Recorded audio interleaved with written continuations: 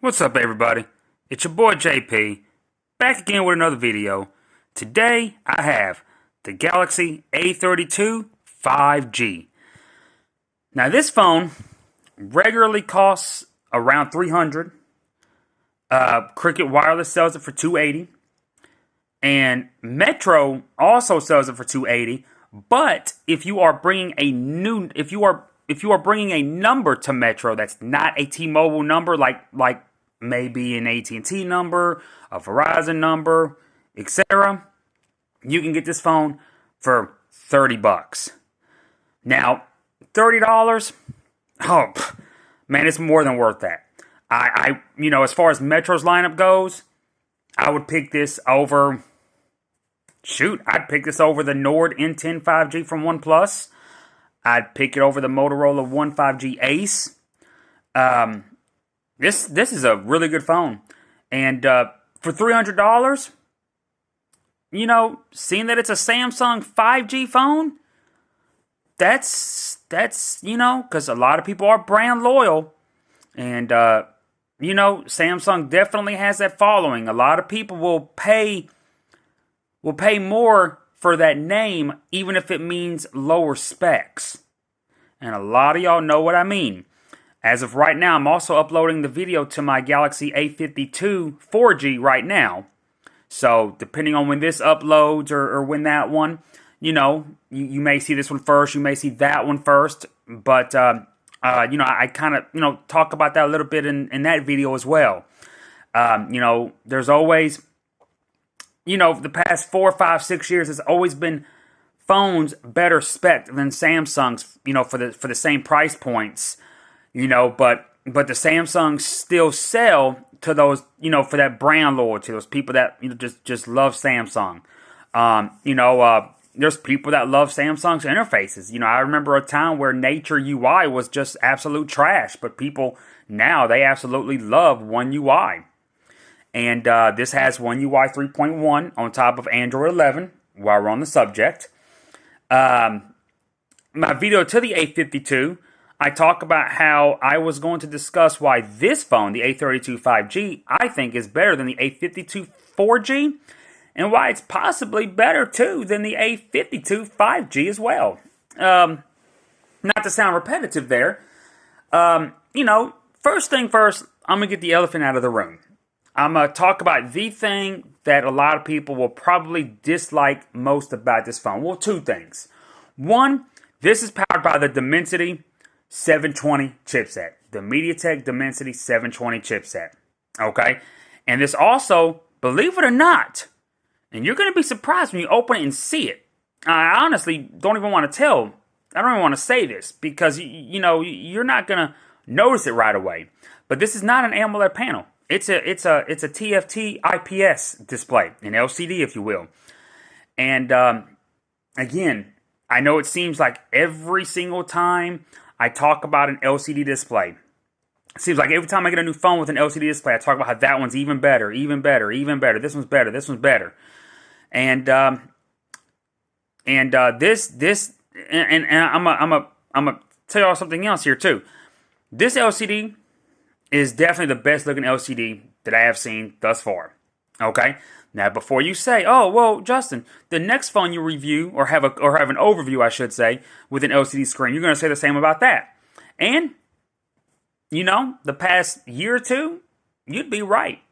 But my next LCD phone, while it does trump this in every aspect, I have to say this has a better LCD. Because coming up soon, I will have a review, or an overview again, as I call them, for the Pogo X3 Pro. The Snapdragon 860 powered Pogo X3 Pro, which has an LCD panel. And it's a fantastic panel, more than livable. But honestly, if I couldn't have an AMOLED, and it had to be an LCD, I'd rather have this panel on this phone on that Pogo X3 Pro. Because this panel is definitely better than even that on the Pogo X3 Pro, despite the specs being way better. And I mean way better. But now that we got that out of the way, let's talk about the Dimensity 720 right quick. This kind of ties into why I think this is also a better phone than the A52 5G, which would obviously mean by that regard that it would be better than the A52 4G as well. Now, of course, these are strictly my opinions, but here's the thing about the Dimensity 720. If you look up videos, read documentations online, there's tons of things out there. The Dimensity 720, when benchmarked against the Snapdragon 765G, does better in multi-core and only scores slightly less in single-core. Okay? Now, the Galaxy A52 5G has the Snapdragon 750G. Now, if y'all go back and watch the video I did on the LG K92 5G and discussing its Snapdragon 690, I talked about how I thought the 690 was just the non-G variant of the 750. And the 750G, which, there's only one 750 labeled anyway, the 750G is the G variant of what would be a 690G. They had the updated Cortex A77 cores over the Cortex A76 that actually powers the Snapdragon 765, 765G, and even the 768G. So it's definitely more future-proofed in terms of having newer technology behind it. And Qualcomm just simply, this may sound bad, but it is what it is. They purposely just, slowed its clock speed down, took certain aspects away to make it to make the 750G a lower end chipset than the 765G. But because they took so long to come out with what was supposed to be the 768's true successor, the 780G, companies were already starting to, bring out the successors to their phones that they had out last year with the 765, with the 750. They're having to improvise because Qualcomm took, over a year. You're talking a year and 4 months to come out with the 765's successor in the 780. So, companies started using the 750. And it's not a bad kit. It's not going to really be any faster than the 765, but it's not, I wouldn't necessarily say it's slower. They perform about the same. You get a Adreno 619 instead of a Adreno 620, but really, what could the major difference be? Since we're talking about graphics chips, this has the Mali, the ARM Mali, the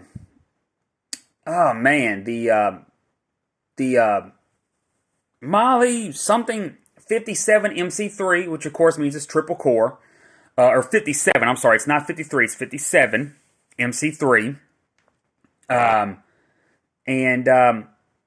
not going to notice any difference between that and the Adreno 619 and 620. The Dimensity 720 it's powered by Cortex A76 or A77 cores, and it does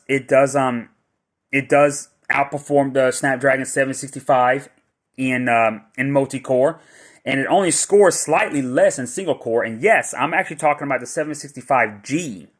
I know I don't include the G every time, but it's the G we're talking about here. The one that's clocked at 2.4 gigs, not 2.3 gigs. And it's, and really Samsung, kind of like what I just said that Qualcomm does with the 750, in regards to the 765, Samsung has just done other things here to make this phone lower end compared to the A52 5G. The A52 5G obviously has an AMOLED screen. It obviously has an Infinity O, and this has an Infinity V. A slightly older, outdated, screen design. This has 4 gigs of RAM, and that has 6 gigs of RAM. But the price difference, in my opinion, you're getting a better chipset. Yeah, I mean, yeah, everything else seems to be a downgrade, but they didn't have to do that, but that's, they did that. That's one of those things that I don't like. That's kind of why MediaTek is always looked at as the lower end, rival to Qualcomm, when in actuality they are a formidable rival to Qualcomm. They have been spanking Qualcomm with the budget phones for the past couple of years. Mid-range phones last year. I mean, I think it's safe to say that last year they exceeded Qualcomm in the mid-range arena. And as far as the premium flagship chipsets go, yeah, Qualcomm definitely still reigns supreme there. Absolutely. And I'm not a Qualcomm hater by any means. But Qualcomm,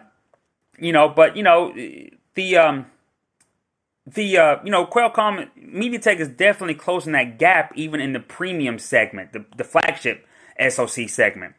Now, will they catch up and actually make processors, flagship, chipsets, even better than the latest and greatest, Snapdragon 800 series processor? I doubt that. But if that happened, I won't be mad. I'd be excited. Because they already have the better budget chipsets. They have for a few years now. We're talking about chipsets that compete with the Snapdragon 400 series. Okay, but I mean, their mid-range chipsets are just wiping the floor with Qualcomm as well. The Dimensity 720 would have been a processor that I originally would have thought would have competed with the Snapdragon 480 5G. For that budget 5G chipset.